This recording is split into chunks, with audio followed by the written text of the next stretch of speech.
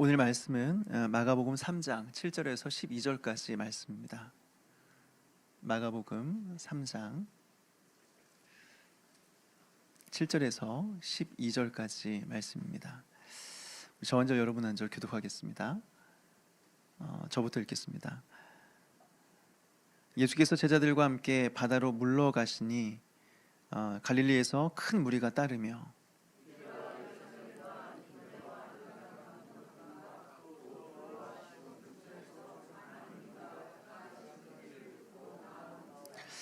예수께서 무리가 에워싸 미는 것을 피하기 위하여 작은 배를 대기하도록 제자들에게 명하셨으니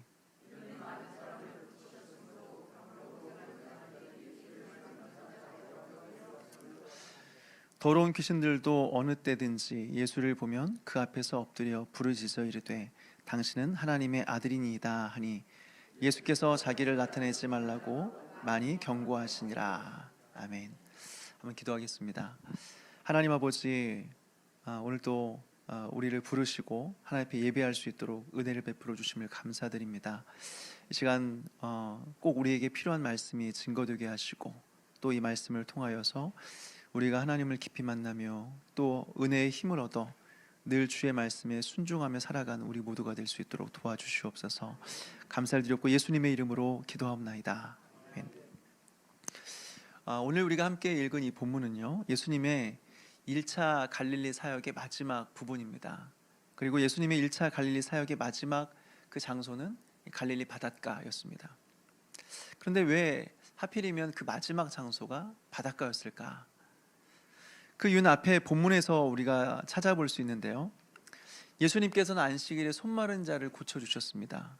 그 결과 어떻게 되었는가? 모든 사람들이 예수님을 믿는 것은 아니었어요. 오히려 그것 때문에 바리새인들과 헤롯 당원들이 함께 예수를 의논하여 죽이고자 했습니다. 그래서 예수님은 그들을 피하여서 바닷가로 온 것이죠. 그러나 예수님께서 두려워서 피했다고 생각하면 안 될 것 같습니다. 우리가 얼핏 보면 예수님께서 바리새인들과 헤롯 당원들을 두려워해서 무서워서 피하였다 이렇게 생각할 수도 있겠는데, 여러분 한번 생각해 보십시오. 십자가에서 죽기 위하여 이 땅에 오신 예수님께서 뭐가 무서우셨겠습니까? 뭐가 무서워서 피하셨겠습니까? 두려워서 피한 것이 아니라 아직 예수님이 하실 일이 남아 있었기 때문이다 라고 하는 것이죠. 그래서 오늘 예수님은 1차 갈릴리 사역을 마무리하면서 그 장소로 바닷가를 선택하셨다라고 하는 것입니다.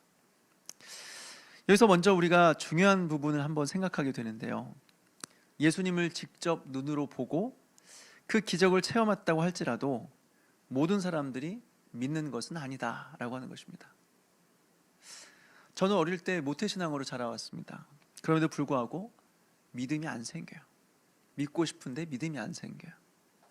다른 사람들은 교회 오자마자 하나님을 깊이 만나고 눈물 콧물 흘리면서 회개하고 확실한 믿음을 가지고 살아가는데, 저는 어릴 때부터 예배를 되게 잘 드렸거든요. 되게 순종적인 아이였습니다.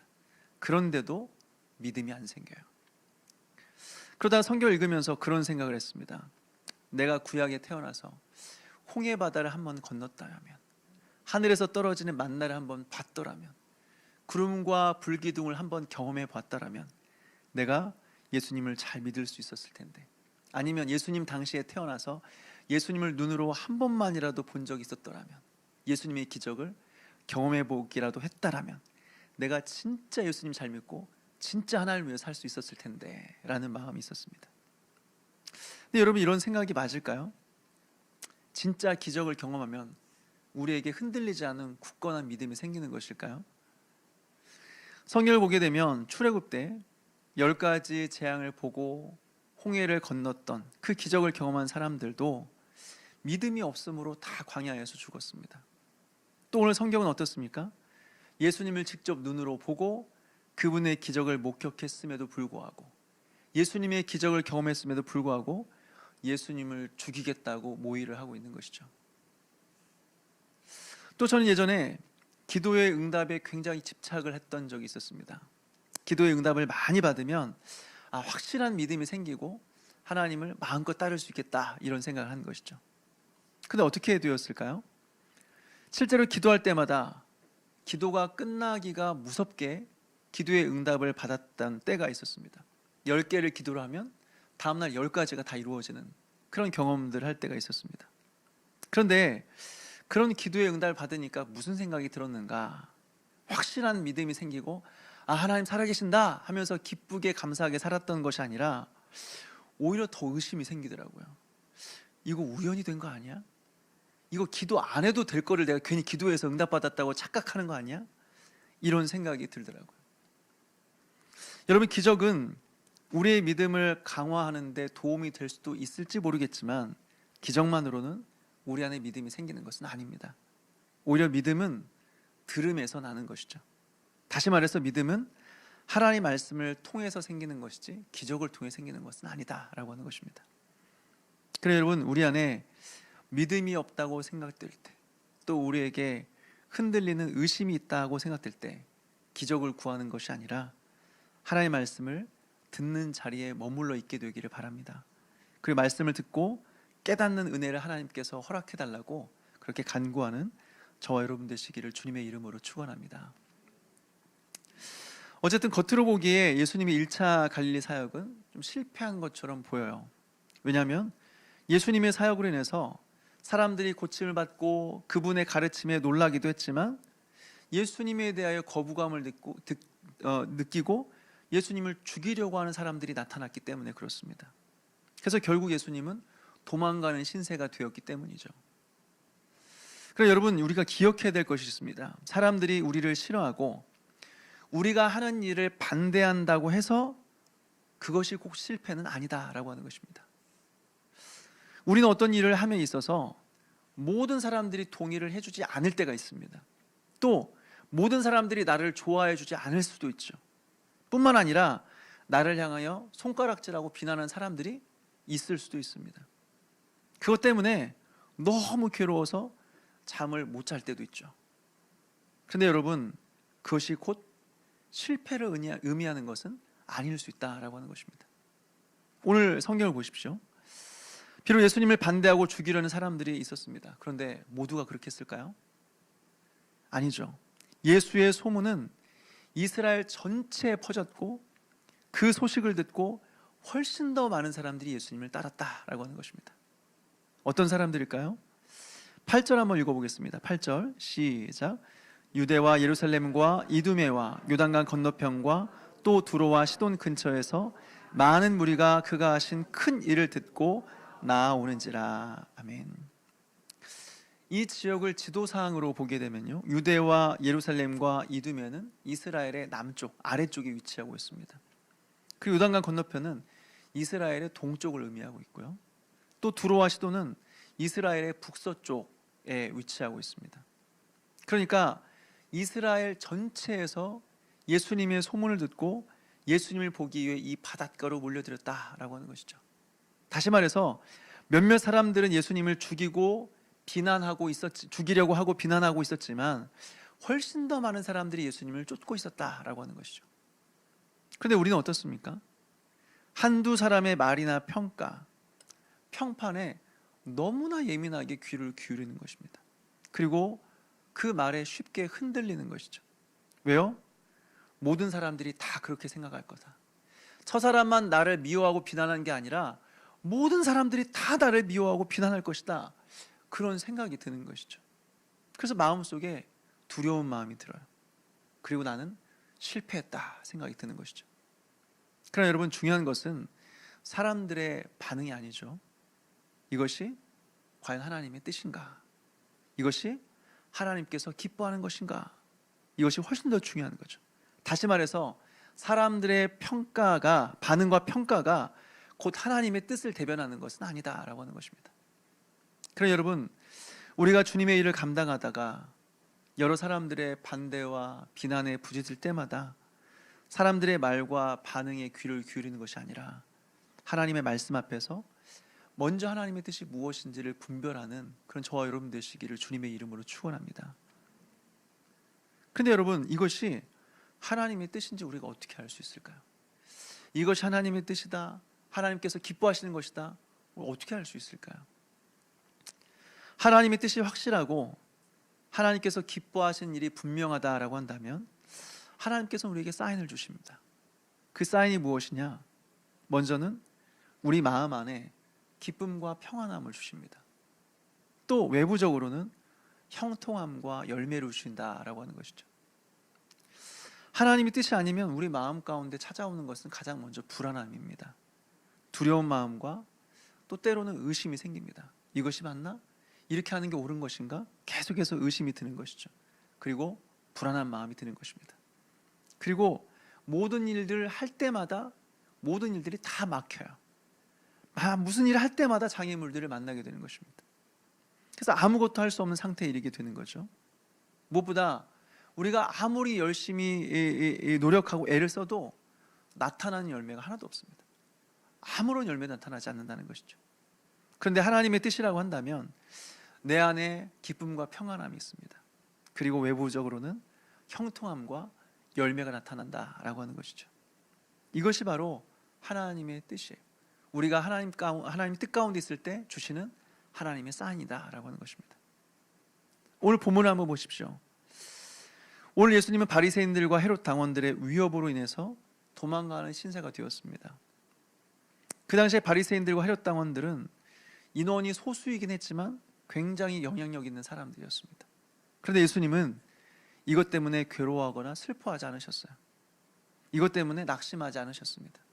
오히려 예수님은 자신에게 몰려오는 사람들에게 주목했습니다. 다시 말해서 하나님께 주시는 열매들을 바라본 것이죠. 그래서 예수님은 바리새인들과 헤롯 당원들에 대한 관심을 끄고 몰려든 사람들을 향하여서 그들을 바라보면서 그들을 고치시고 가르치셨다라고 하는 것입니다. 사랑하는 여러분, 사람들의 평가와 평판이 아니라 하나님의 뜻을 먼저 구하게 되길 바랍니다. 또 사람이 아니라 먼저 하나님을 기쁘시게 드린 저와 여러분 되시기를 주님의 이름으로 축원합니다. 이렇게 수많은 사람들이 예수님께 몰려왔습니다. 10절에서 그 이유를 말하고 있는데요, 우리 10절 말씀을 같이 한번 읽겠습니다. 10절 시작.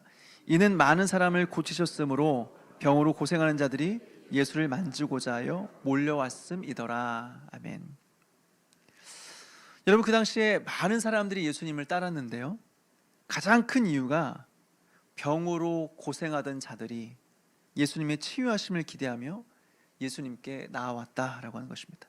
다시 말해서 많은 사람들이 예수님께 몰려왔던 가장 큰 이유가 무엇이냐? 병고침 때문에 왔다라고 하는 것입니다. 물론 오늘날에는 아프면 병원에 가면 되죠. 병원에 가서 주사 맞고 약 먹고 또 심한 것은 또 수술하면 되는 것입니다. 그러면 사실 웬만한 병들은 낫는 것이죠. 여기서 한 가지 말씀드리고자 하는 것은요, 여러분 아프시면 그냥 병원 가십시오. 병원 안 가고 기도해서 내가 병원 한번 나와보겠다, 병원에 가는 것은 믿음이 없는 거다, 내가 세상과 타협하는 거다, 여러분 이렇게 생각하지 않으셨으면 좋겠습니다. 병원도 하나님께서 만드신 것이고 약도 하나님께서 만드신 것입니다. 그리고 의사도 하나님께서 세우신 사람들입니다. 그러니 병원에 안 가서 이 병을 치료받는 것이 병을 치료하는 것이 믿음이 아니고 기도하면서 병원에 치료받는 것이 믿음이다, 이렇게 우리는 생각할 수 있어야 돼요. 어쨌든 예수님 당시에 제대로 된 병원이 있었겠습니까? 지금도 아프리카 같은 곳의 이야기를 들어보면 우리가 약국에서 간단히 살 수 있는 약 한두 알이면 우리가 얼마든지 치료될 수 있는 이런 일들이 아프리카에서는 그 약을 구할 수가 없어서 수많은 사람들이 죽어간다라는 이야기를 들은 적이 있습니다. 근데 예수님 당시는 2000년 전입니다. 그렇다면 아프리카보다 훨씬 더 심각한 상황이었다라는 사실을 우리 짐작할 수 있는 것이죠. 그러니 예수님의 소문을 듣고 수많은 사람들이 예수님에게 병고침을 기대하면서 예수님께 나왔다라는 것을 우리는 충분히 이해할 수 있는 것입니다. 근데 여러분, 오늘 이 성경은요, 이것에 대해서 그렇게 긍정적으로 평가하고 있는 것 같지는 않습니다. 우리 9절 말씀을 같이 한번 읽어보겠습니다. 9절 시작. 예수께서 무리가 에워싸 미는 것을 피하기 위하여 작은 배를 대기하도록 제자들에게 명하셨으니. 오늘 성경을 보니까 수많은 사람들이 예수님께 몰려왔습니다. 그리고는 예수님을 한번 만져보려고 수많은 사람들이 밀치기 시작했습니다. 그러니까 예수님께서 어떻게 하십니까? 바다에 배를 띄우고 그들을 피하여서 그들과 거리를 두시는 것입니다. 이것은 무엇을 보여주느냐? 무리들이 예수님에 대한 올바른 지식과 온전한 믿음으로 나온 것이 아니다라고 하는 것을 보여주는 것입니다.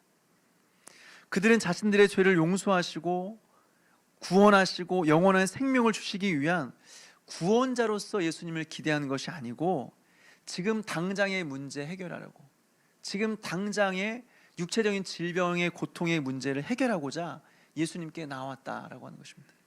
그래서 어떻게 해요?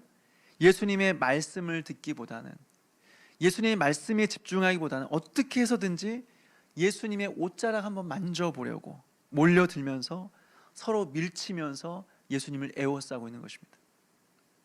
그러나 이것은 예수님께서 바라시는 것이 아니었어요.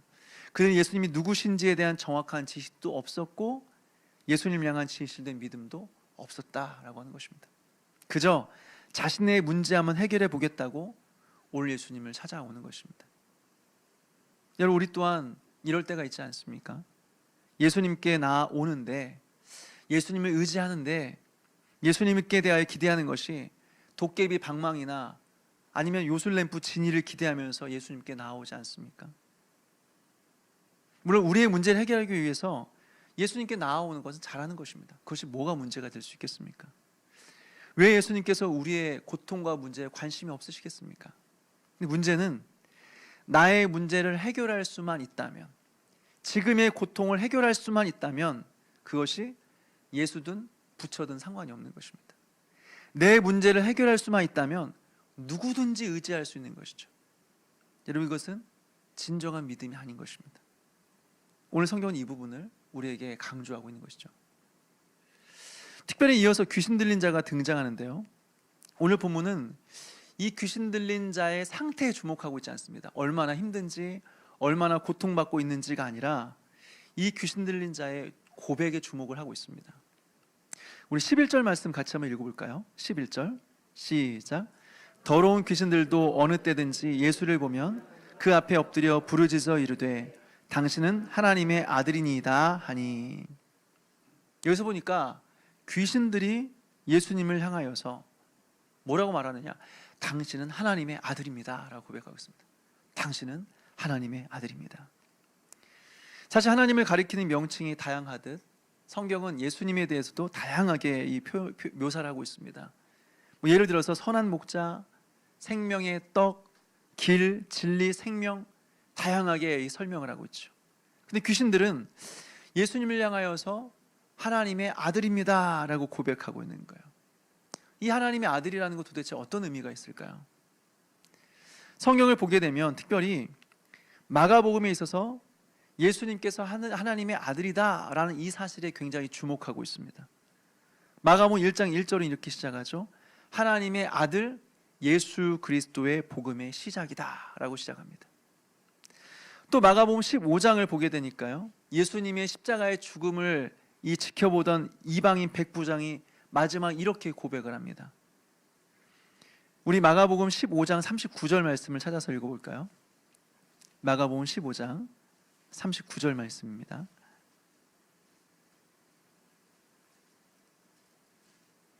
같이 읽겠습니다. 시작. 예수께서 향하여 섰던 백부장이 그렇게 숨지심을 보고 이르되 이 사람은 진실로 하나님의 아들이었도다 하니라. 아멘. 계속해서 마가복음은 예수님은 하나님의 아들이다, 이 고백에 주목을 하고 있습니다. 근데 예수님이 하나님의 아들이다 라고 하는 것이 도대체 어떤 의미가 있는 것일까요? 첫째로 예수님이 하나님의 아들이다 라고 하는 것은 그분이 하나님이시다 라고 하는 예수님의 신성을 강조하고 있는 것입니다. 그가 인간의 몸을 입고 이 땅에 오시긴 했지만 그분이 하나님이시다 라고 하는 것입니다. 단순히 도덕적인 선생이 아니라, 율법의 탁월한 교사가 아니라, 다른 인간들보다 조금 뛰어난 능력을 가진 분이 아니라 그분은 하나님이시다 라는 고백이에요. 둘째로 예수님이 곧 구원자다라는 의미인 것입니다. 참된 구원자는 진정한 하나님이셔야 됩니다. 참 하나님이 아니라고 한다면, 그분이 불완전한 인간이라고 한다면 그분은 우리의 죄의 문제를 해결해 줄 수 없습니다. 그분은 구원자가 될 수가 없습니다. 오직 하나님만이 우리를 구원하실 수 있는 분이시다라고 하는 것이죠.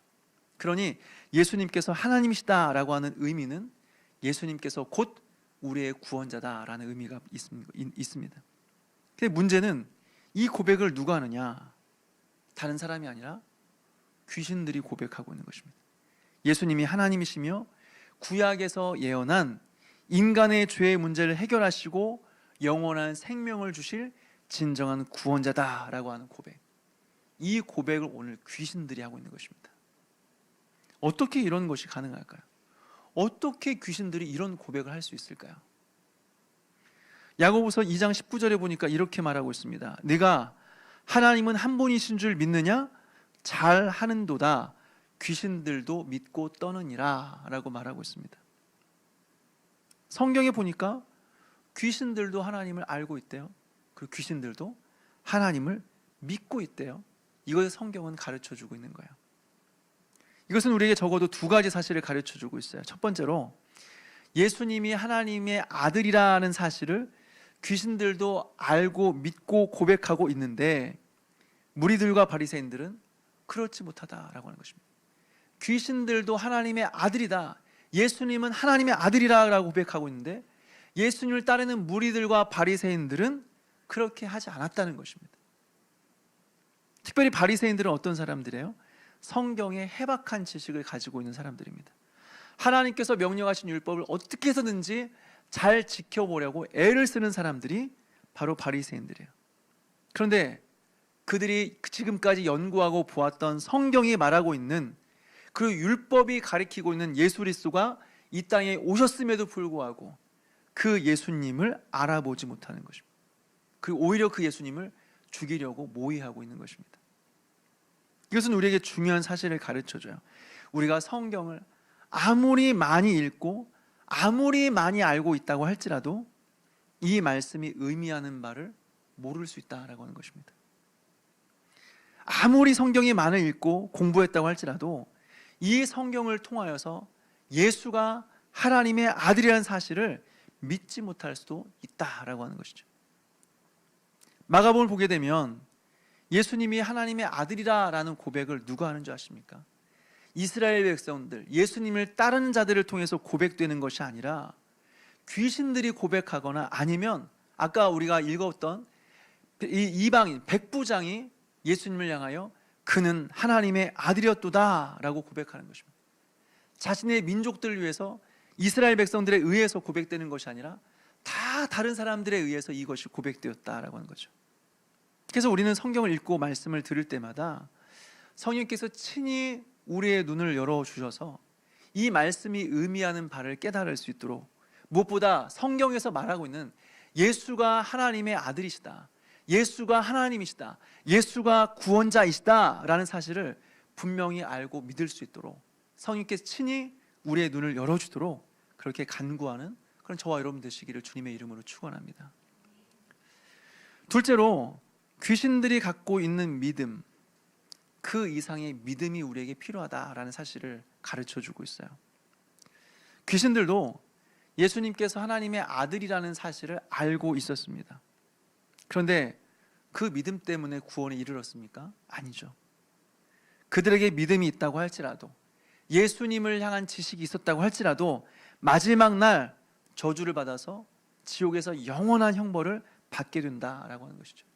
그러니까 모든 믿음이 구원에 이르는 것은 아니다라고 하는 것이죠. 구원에 이르는 믿음은 따로 있다라고 하는 것입니다. 우리들은 귀신들이 가지고 있는 믿음, 그 이상의 믿음을 가지고 있어야 된다라고 하는 것입니다. 그러면 그 이상의 믿음이란 무엇이냐? 사실 귀신들만큼 예수님에 대해서 잘 아는 존재가 있을까요? 그들은 예수님을 직접 봤을 겁니다. 그리고 그분의 가르침을 직접 옆에서 들었을 겁니다. 그리고 예수님께서 십자가에 죽으신 것과 부활하신 것을 목격했을 것입니다. 그러나 우리는 어떻습니까? 예수님 본 적이 없어요. 예수님의 십자가의 죽으심과 부활을 직접 우리가 목격한 적이 없어요. 그저 우리는 성경을 통해서 어떤 설교자의 설교를 통해서 읽고 들었을 뿐이에요. 그게 전부예요. 그러니 귀신 이상의 믿음 우리가 가질 수 있을까요? 그리고 있다면 그것은 도대체 어떤 믿음일까요? 그것은 바로 행함이 있는 믿음인 것입니다. 다시 말해서 행동하는 믿음인 것입니다. 귀신들이 아무리 예수님에 대한 지식을 가지고 있고 아무리 많은 예수님에 대한 정보를 가지고 있다고 할지라도, 그리고 그분을 목격하고 그 예수님의 십자가의 죽으심과 부활을 지켜보았다고 할지라도 그들은 믿음대로 살진 않았습니다. 알았지만 순종하지 않았습니다. 그러나 진정한 믿음은 무엇이냐? 믿음이 합치된 삶을 살아가는 것입니다. 믿음이 합치된 삶의 열매를 맺는 것입니다. 그리고 그 열매는 무엇이냐? 순종인 것입니다. 그리고 순종이 믿음인 것입니다. 여러분, 우리는 예수님을 직접 본 적이 없어요. 그러나 예수님께서 십자가의 죽으심과 부활하신 것을 우린 예수 그리스도 안에서 믿음으로 경험했습니다. 그리고 이제는 내 마음과 행복을 위해 살아가는 것이 아니라 하나님의 영광을 위해서, 하나님의 이름을 위해서 살아가기로 결단한 사람들이죠. 여러분, 이것이 참된 믿음인 것입니다. 여러분, 이 믿음을 가지고, 특별히 예수께서 하나님의 아들이심을 믿는 믿음을 가지고 고백 가운데 살아가는 저와 여러분 되시기를 주님의 이름으로 축원합니다. 말씀을 맺습니다. 마가복음은 예수가 하나님의 아들이심을 계속해서 반복적으로 강조하고 있습니다. 그리고 그 의미는 예수님께서 하나님이시고 우리의 유일한 구원자다라고 하는 것입니다. 예수님의 1차 갈릴리 사역을 마치면서 이 고백이 성경을 오랜 시간 동안 연구했던 바리새인들이 아니라, 예수님을 따랐던 무리들이 아니라 귀신들의 입술을 통해 나온 것은 우리에게 굉장히 중요한 메시지를 주고 있습니다. 성경의 내용을 아는 것이 중요한 것이 아니라 성경 속에서 말하는 예수가 누구인지를 분명히 발견해야 된다는 것입니다. 그리고 예수님이 하나님의 아들이라는 사실을 알고 있다고 할지라도 거기서 끝난다고 한다면 그 정도는 귀신들도 가지고 있는 믿음이다라고 하는 거죠. 그 이상의 믿음이 우리에게 필요하다라고 하는 거죠. 그 이상의 믿음이 무엇이냐? 삶이 동반되는 믿음입니다. 삶으로 나타나는 믿음인 것입니다. 순종으로 나타나는 믿음이다. 이것이 참된 믿음이다라고 하는 것이죠. 여러분, 예수님이 하나님의 아들이라는 사실을 믿고 있습니까? 그리고 그 사실 때문에 날마다 순종하는 삶을 살아가고 있습니까? 믿음은 단순히 지적인 동의만을 말하는 것이 아닙니다.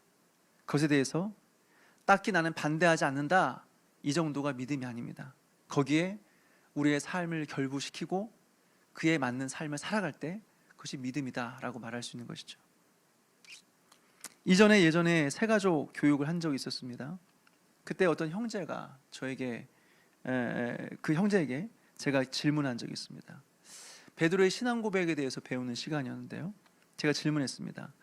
베드로가 예수님에 대하여서 주는 그리스도시요 살아계신 하나님의 아들입니다 라고 신앙 고백했는데, 형제님에게도 이런 신앙 고백이 있습니까? 라고 질문하니까 그 형제 하는 말이 예, 있습니다. 저도 이런 신앙 고백이 있습니다 라고 하더라고요.